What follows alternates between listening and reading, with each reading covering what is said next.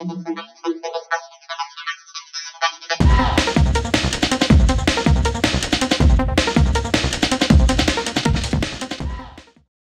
Friends, welcome to স্নিশালদার blog. ভালো আছি, তোমরা সবাই ভালো আছো তো? সবাইকে গুড ইভিনিং। এখন বাজে 6টা। এই দেখো আমরা এখন মেলায় চলে এসেছি। মেলায় আমরা কি কি করব তোমাদের সঙ্গে শেয়ার করব। দেখো, আজকে আমরা একটা জায়গায় চলে এসেছি। আজকে আমরা দেখো মেলায় এসেছি। তো মেলার সব দিকটাই তোমাদেরকে একটু ঘুরিয়ে ঘুরিয়ে দেখাচ্ছি। এটা রাসের মেলা। তো তোমরা সবাই তো জানো এখন রাসের সময় চলছে, রাস উৎসবের মেলা অনেক জায়গাতেই হচ্ছে। তো আমাদের বাড়ির কাছে এখানে একটা মেলা হচ্ছে, রাসের মেলা। তো চলো দেখি, সবটাই তোমাদের সাথে শেয়ার করব, তোমাদেরকে সবটা ঘুরিয়ে ঘুরিয়ে দেখাচ্ছি। তো আমাদের সাথে চলো দেখি সুন্দর রাসের মেলাটা আমরা সবাই মিলে উপভোগ করি। তো চারিদিকে দেখো কত ঝাড় টাঙিয়ে রাখা আছে, সুন্দর করে ওরা সাজিয়েছে দেখো মেলার আশপাশটা।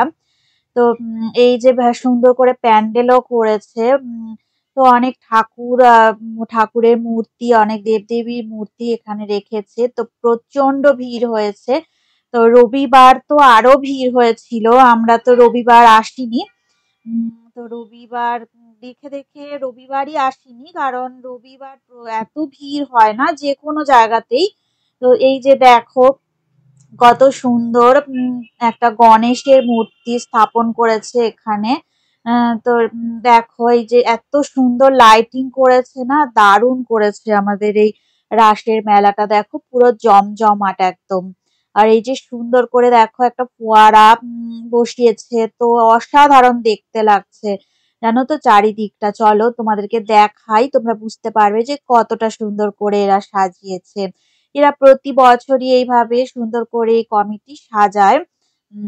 তো দেখো এই যে চারিদিকে আশপাশটা আগে দেখিয়ে নি, তারপরে প্রত্যেকটা মূর্তির কাছে গিয়ে সুন্দর করে তোমাদেরকে দেখাবো। দেখো এটা হচ্ছে রাম সীতার মূর্তি। তো এখানে রাম সীতার বিবাহের সময় যে টাইমটা, সেই মূর্তিটা এটা। আর এটা রাম ও এটা মুনি, এটা হচ্ছে কপিল মুনির আশ্রমে যখন রাম আর লক্ষ্মণ গিয়েছিল। তো এটা সেই সময়কার মুহূর্ত। তো এটা হচ্ছে কৃষ্ণ দর্শন পেয়েছিল যখন, সেই সময়ের মুহূর্ত এটা। তো চলো দেখি এর পরেরটায় কি আছে। তো শ্রীকৃষ্ণের এখানে কারাগারে যে জন্ম হয়েছিল সেই সময়কার এই যে মূর্তিটা দেখো করা হয়েছে। তো এখানে সেই টাইমে যে কি হয়েছিল সেই ঘটনাটাই এখানে দেওয়া আছে। আর এখানটায় মেঘনাদ ও লক্ষ্মণ, যে মেঘের ভিতরে মেঘনাদ যে যুদ্ধটা শুরু করেছিল সেইটাই এখানে তুলে ধরা হয়েছে। আর এইখানে দেখো এই যে একটা মূর্তি, এটা কিসের মূর্তি, জটিলা ও কুটিলার মূর্তি। আর এইদিকে দেখো রাম ও রাবণের যে যুদ্ধের সময় সেই রথে করে যুদ্ধ করছিল।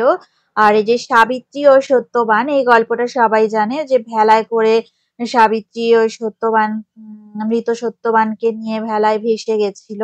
আর যশোদার যে ননি ননি তৈরি করেছিল কৃষ্ণের জন্যে, তৈরি করতো, তো অন্য বাচ্চারাও এসে খেত। তো কৃষ্ণের যে বকাসুর বধ, এইটা সেইটা তুলে ধরা হয়েছে। তো কত সুন্দর দেখো, দারুণ করে তুলে ধরেছে।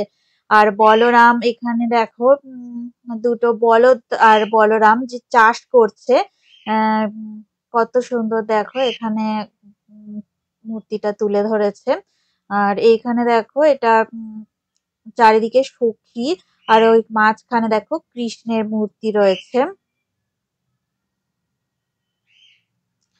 আর এইটা হচ্ছে কালী ঠাকুরকে দেখা দাও বলে, একটা মা কালী দেখা দাও, এই একটা মূর্তি স্থাপন করেছে। আর এখানে দেখো শিবের অসাধারণ সুন্দর একটা মূর্তি এখানে স্থাপন করেছে। আর অপোজিটে আছে গণেশ, আমি যেটা দেখালাম। এই যে গোবর্ধন পাহাড়কে মাথায় করে কৃষ্ণ ঠাকুর এক মানে মাথায় নয় করে কনিষ্ঠ আঙুলে করে যে তুলে ধরেছিল, গিরিবর্ধন পর্বত বা গোবর্ধন পর্বত, এটা আমরা সবাই জানি। আর সমস্ত গোকুলবাসীকে রক্ষা করেছিল। আর এইদিকে দেখো এখানে দ্রৌপদীর বস্ত্র হরণের একটা সুন্দর দৃশ্য এখানে তুলে ধরেছে। তো খুবই সুন্দর লাগছে, এত সুন্দর লাগছে না কি বলবো। আর মনে হয় তোমাদেরও খুব ভালো লাগবে। সত্য, ত্রেতা, দাপর আর কলি, এখানে এই ৪টে যুগের একটা সুন্দর দৃশ্য এখানে দেখো তুলে ধরেছে। কে কোন সময় এসেছিল সেই মূর্তি তুলে ধরেছে। আর এটা হচ্ছে পঞ্চতত্ত্ব, আমাদের ৫ মুনি ঋষি যে পঞ্চতত্ত্ব আছে ধর্মে, তো সেইটাই এখানে, সেই বৃত্তান্তই এখানটায় মূর্তির আকারে তুলে ধরা হয়েছে। তো এইখানে বলরাম চাষ করছে, এটা তো হয়ে গেছে, দেখে না হয়ে গেছে। বলরাম ২ বলদকে নিয়ে চাষ করছে সেই মূর্তি, আর পাশে কৃষ্ণ দাঁড়িয়ে আছে।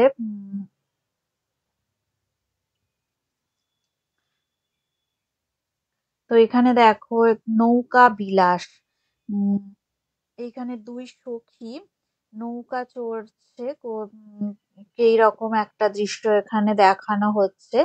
আর কৃষ্ণ কালীর যে রূপটা, সেটা অপরূপ সুন্দর একটা রূপ।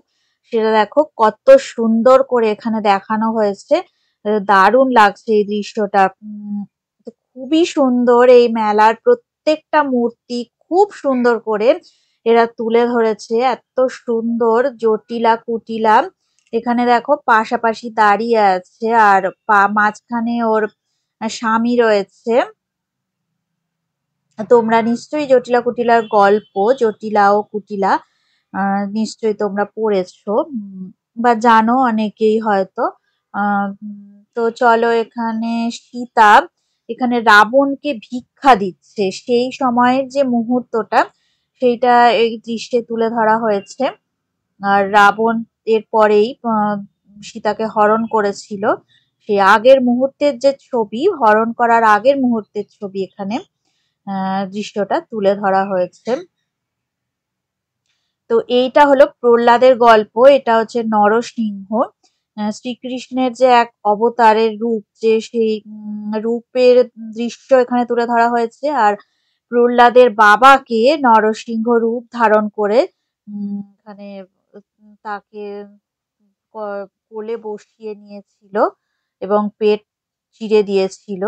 আর বসুদেব, কৃষ্ণের বা পিতা বসুদেব, এই বসুদেবের যমুনা পার, সে তো সবাই জানো এই গল্প। তো পঞ্চনাগ মাথার ওপর উঠে পড়েছিল, আর সেই দৃশ্যটা খুবই সুন্দর লাগছে।